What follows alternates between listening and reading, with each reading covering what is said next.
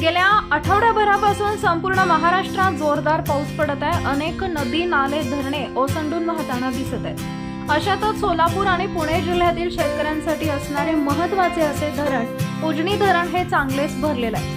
आज सकाळी 9 वाजता या धरणाने शून्य पातळी ओलांडलेली आहे।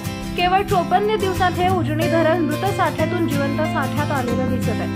54 दिवसात या धरणामध्ये तब्बल 33 टीएमसी पाणी आलेले आहे। त्याचप्रमाणे हा पाऊस जर असाच सुरू राहिला तर पुढील 5 दिवसात हे धरण 100% भरण्याची शक्यता आहे। पुणे जिल्ह्यातील उजनी धरणामध्ये गेल्या 2 ते 3 दिवसांपासून चांगलाच पाऊस चालू आहे। त्यामुळे या धरणातील पाणी साठ्यात देखील मोठ्या प्रमाणात वाढ झालेली दिसत आहे। त्यामुळे हा पाणी साठा आता मायनस मधून प्लस मध्ये गेलेला दिसत आहे।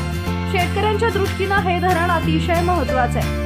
धरणामध्ये पाणी साठल्याने शेतकऱ्यांना देखील चांगलाच आनंद झालेला आहे। आज सकाळी प्लस मध्ये आलेल्या उजनी धरणाची सायंकाळी 6 वाजताची अपडेट दिनांक 26/7/2024 रोजी संध्याकाळी 6 वाजता पाणी पातळी 491.820 मीटर आहे।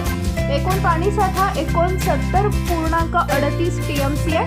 टक्केवारी 10.67% आहे। तर दौंड विसर्ग 1,65,377 क्युसेकने उजनी धरणात मिसळतोय।